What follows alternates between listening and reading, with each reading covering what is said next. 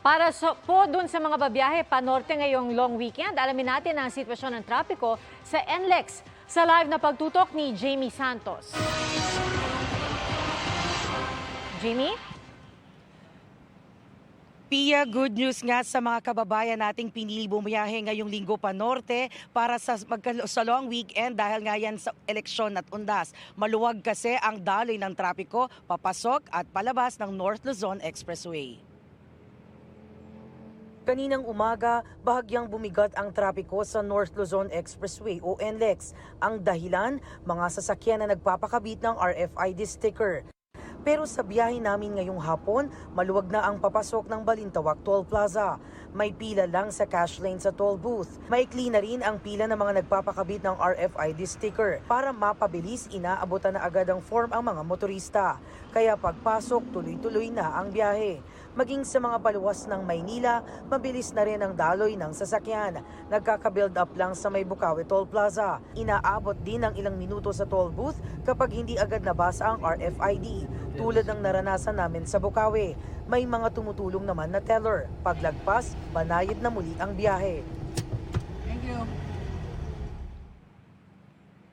Pia, para sa mga babiyahe sa susunod na araw, maaari nilang bisitahin yung mga social media pages ng NLEX para malaman nila yung mga areas kung saan nagkakabit ng sticker at naglo-load para sa mas maayos na biyahe ngayong long weekend. At yan ang latest mula dito sa NLEX. Balik sa iyo, Pia. Maraming salamat, Jamie Santos. Nasa 60 Pinoy mula Israel ang nakatakdang umuwi sa Pilipinas bukas. Kabilang sa kanila, ang kapatid ng isa sa mga nasawi sa pag-atake ng grupong Hamas. At nakatutok si JP Soriano. No worries. Magkahalong lungkot, saya at kaba ang nararamdaman ng may 60 OFWs dito sa Israel na nagdesisyon ng umuwi ng Pilipinas para iwasan ang gyera ng Israel at Hamas.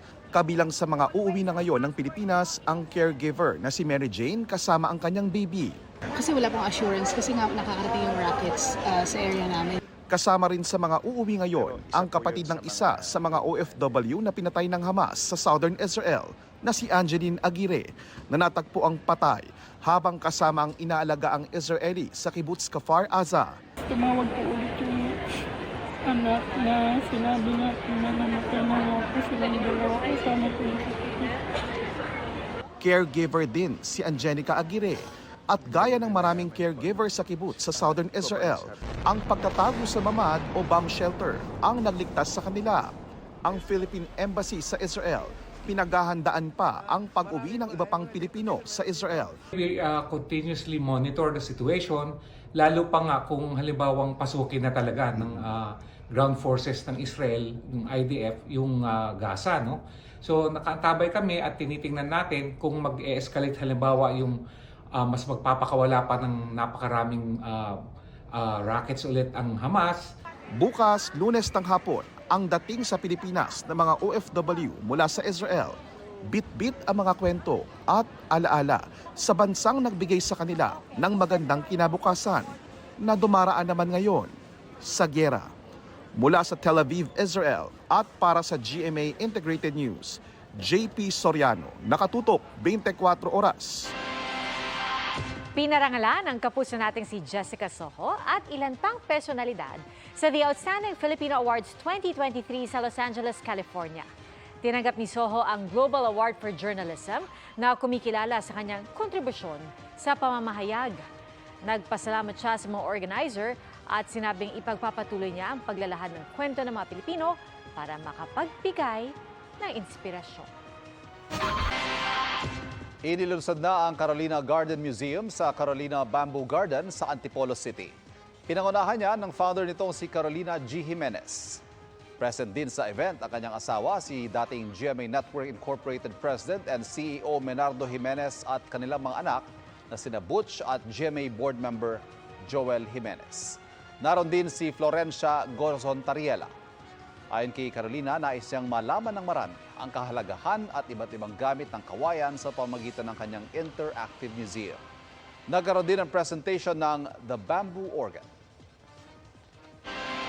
Pinaiimbestigahan ng DILG ang hepe at ilang miyembro ng Pasay Police kaugnay sa nabistong umano'y pogo operation at sex trafficking sa isang gusali roon. 6 na Chinese nationals naman ang sasampahan ng reklamo. Nakatutok si Ian Cruz. Kasunod ng pagkakadiskubre sa Pasay ng palapag na gusaling mayroon umanong pogo at sex trafficking activities. Pinaimbestigahan ni Interior Secretary Benhar Abalos sa PNP ang Pasay City Police Chief, pati commander at mga miyembro ng local substation na nakakasakop sa gusali. Imposibleng hindi alam ito ni isang pulis sa substation. Lahat ng member ng substation at pending investigation, yung substation commander at mga tao roon ay for the meantime ay i-relieve muna pending investigation. Nakipag-ugnayan ng GMA Integrated News sa hepe ng Pasay City Police pero hindi pa raw nila batid ang bagay na ito. Kalapit na ng DFA ang gusali at di rin kalayuan sa Pasay City Hall. Nauna nang sinabi ni Justice Secretary Jesus Crispin Remulla na tatanungin din nila ang Pasay City LGU kung hindi raw ba nila nalaman ang tungkol sa operasyon. Hininga namin ng pahayag ang Pasay City LGU pero wala pa rin silang binibigay na pahayag. Ayon sa PAOK, daan-daang katao ang nakahold ngayon sa gusali, mahigit 300 ang Sino, nasa 20 ang Pilipino at may iba pang mga lahi.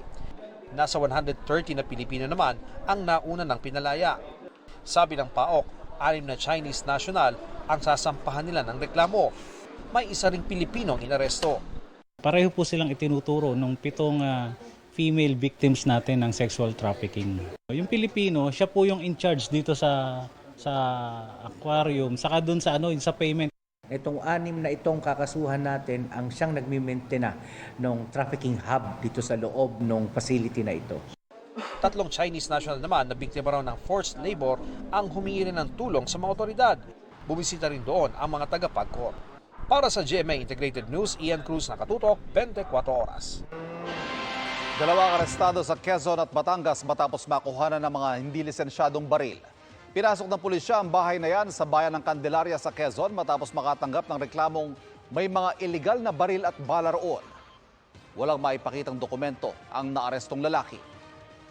Sa Balayan, Batangas naman, nasitang isang overloaded na motorsiklo kaya nadiskubre ang hindi lisensyadong baril na dala ng isa sa mga angkas. Sinusubukan pang kuhanan ng pahayag ang mga suspect. Ayon sa pulisya, 138 loose firearms na ang nakumpiska ng PNP Calabarzon at 43 naman ang arestado sa mga operasyon mula Agosto hanggang Bispiras ng Barangay SK Elections. Power performance ang hatid ng P-Pop Kings SB19 kahapon sa half-decade celebration fan meet nilang yan. Bibisita rin ang grupo as guest mentors ni Coach Stel sa The Voice Generations. Present din as guest mentors sina Zach Tabudlo, Christian Bautista at ang parokya ni Edgar. And that's my chika this weekend. Ako po si Nelson Canlas. Pia, Ivan? Thank you, Nelson. Mga kapuso, 57 araw na lang at Pasko na. At yan po ang mga balita ngayong weekend para sa mas malaki misyon para sa mas malawak na paglilingkod sa bayan. Ako po si Pia Arcangel. Ako po si Ivan Mayrina mula sa GMA Integrated News, ang News Authority ng Pilipino. Nakatutok kami 24 oras.